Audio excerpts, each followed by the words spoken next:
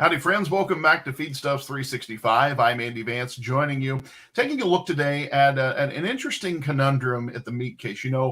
Over the past few years, you've probably seen and discussed the number of new entrants into the protein space, a space that had previously been dominated by animal-derived proteins from the dairy case on through to the meat case. Now, a number of plant-based alternatives or competitors have entered the space. And as you might imagine, this has led to some confusion among consumers. We're going to talk about that today and the results of a new national survey highlighting some of those questions that consumers have about all of these new products that are showing up as plant-based quote unquote meats. To talk about those results from the National Chicken Council, Tom Super, Senior Vice President of Communications with the organization. Tom, let's start off with maybe the impetus for this survey. Describe the research that the National Chicken Council is rolling out and what we were trying to learn from consumers. Sure, Andy. Thanks for having me on. I really appreciate it, taking time out of the program for a chicken chat. What we really wanted to understand, we know our position, on these plant-based products. We know our members' position for sure. And, let me start out by saying that, we are for consumer choice in the meat case, in the supermarket. We're not going to publicly disparage those products, but we feel that they should be labeled correctly. They shouldn't be labeled in a misleading manner. They shouldn't have their own. They should have their own section in the meat case, not right next to traditional products to confuse consumers. But we wanted to find out what consumers thought about this too.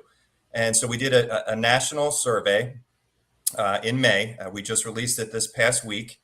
And it's a survey of 1,200 Americans. And it includes traditional meat eaters. It includes flexitarians, vegetarians, and vegans. We wanted to get their thoughts as well. And really, the three main takeaways were that 81% of Americans want clearer labels on these plant-based chicken products. Only 14% of those we asked said that the word chicken should appear anywhere on the label of the plant-based products. And most people, including especially vegetarians and vegans, want separate sections in the grocery store for those products. So those were really, there's a lot more data in there, but those were the three main takeaways that we came away with from the survey. Yeah, those results are really interesting. And I guess I find the feelings of the vegetarians, the vegans, those folks really interesting. But I guess intuitively, maybe it makes sense that they, especially maybe more so than, or maybe somebody that's just going in and buying whatever they see that looks interesting, that desire to have more clarity. Was that a surprising finding, or was that in line maybe with what your expectations were heading into the research? I think it was in line with what we thought. One of the more surprising things that came out of the research was 21% of respondents said they had accidentally bought a plant-based product when they were searching for a traditional chicken product. 1 out of 5 people said that. That was the one thing that popped out to me. And, that's discouraging and alarming for a number of reasons. Obviously for our members, the companies that are producing real chicken, but also for people that are trying to purchase real chicken. Usually, the plant-based alternatives or the fake chicken products, they're more expensive, so they end up paying more. And then you get into allergen and misbranding of the product. So, that was a very concerning stat. Yeah, I mean, that one in particular, I mean, the potential, exposure liability issues there, I would think Sure. would be very concerning. Certainly, if I'm a consumer, I'm especially concerned about it if I have one of those, particularly food allergies or concerns about that. When you look at what consumers want, what are some of the ways that, based on this data and what it seems like pretty resounding majority of consumers are on the same page about this, what's the kind of clarity that we might look for from marketers in this space when it comes to labeling? Well, I think they don't want the words chicken or meat anywhere on the label. They want them clearly defined as plant-based. And, it's our thoughts and our member companies too. And I think the survey respondents, they want the ingredients in those products clearly labeled as well. So I think those 3 or 4 things were some of the main takeaways of what the consumers wanted.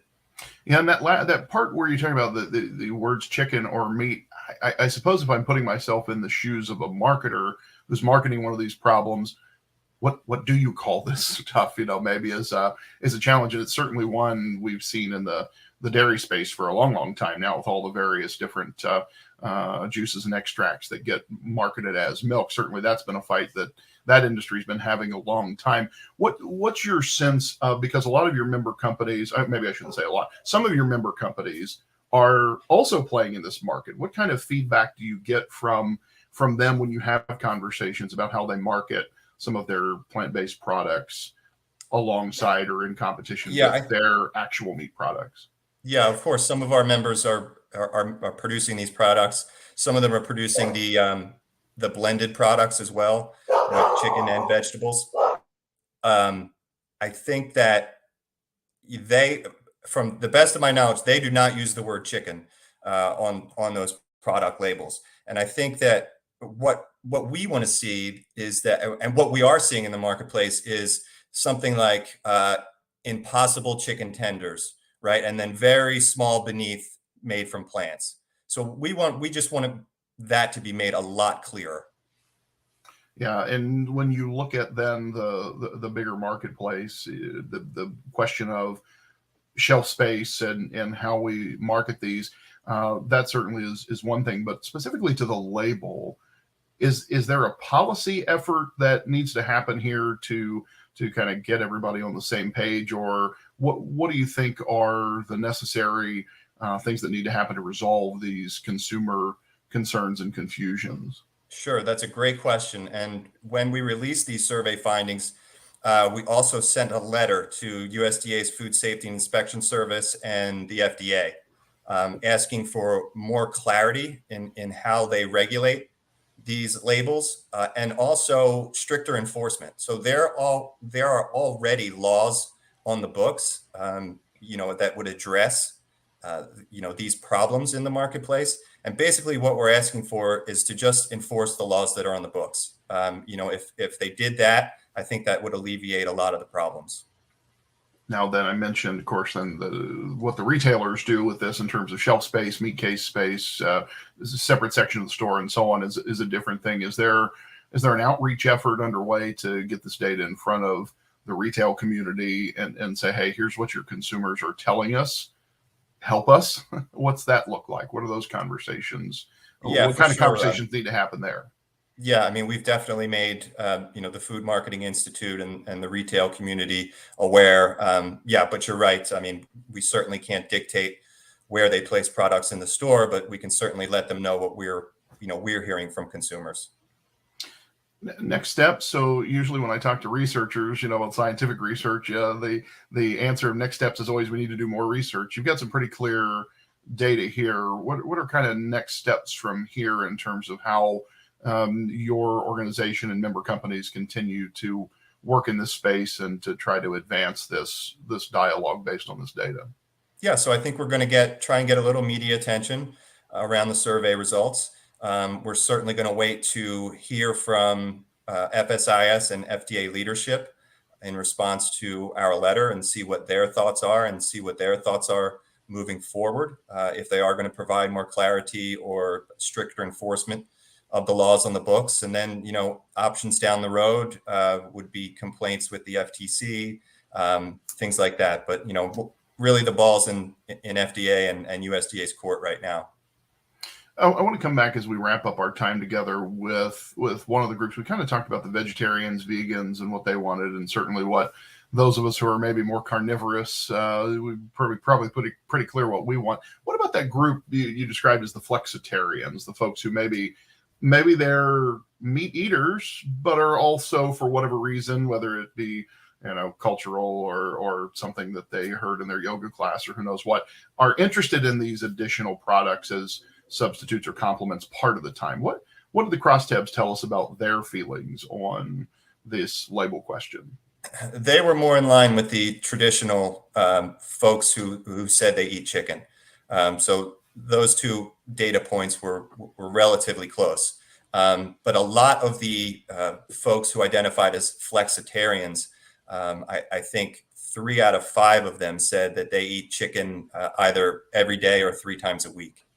So that was encouraging and a takeaway from the survey as well. And maybe that's a good time for us to talk about, and this would not necessarily be specific to the survey, but in general, as you look at trends in the meat case and chicken consumption relative to these new entrants, what has this emergence of plant-based products, plant-based competitors done to the marketplace and chicken's center plate market share and so on? Well, it's the plant-based, market is still a very small portion of the overall meat case in terms of sales and volume.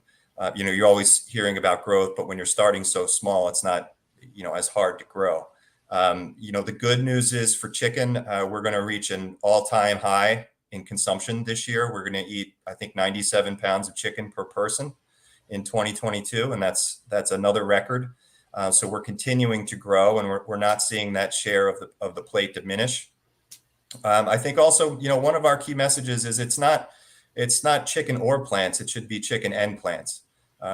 We think that's a good balanced diet, and we're not saying don't eat plants, but make sure that there's a good, healthy, affordable protein on the plate as well. Yeah, I mean, a really interesting approach, and you said it earlier. I think it's very good. You're not necessarily going after, so to speak, those competitors. You're just asking for, as I understood, bit more clarity and upfront marketing. The marketplace is big enough for everybody to play in. Just play fair. Play fair, right? Yep.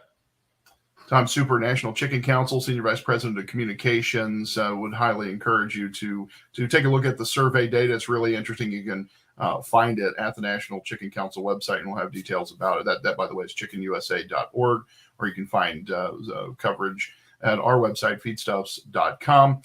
Tom Super, thank you for joining us on Feedstuffs 365. And thank you, friends, for being a part of today's episode. Of course, you can find our full back catalog. If you've missed any of our recent interviews with industry leaders like Tom, you can find that on demand anytime at feedstuffs365.com, or watch your inbox for our updates of what's coming up each week here on our live stream channel. By the way, if you're not already subscribed to our podcast, Feedstuffs in Focus, would encourage you to do that. Last week's episode had a great conversation with a leading agricultural economist about corn usage in the feed space and the biofuel space, and whether or not the corn market has topped. We'll talk about that again. A great conversation in last week's episode. You can find that at our website, feedstuffs.com. Just click on Feedstuffs in Focus or wherever you find your favorite podcast. Until next time, I'm Andy Vance, wishing you a great rest of your day.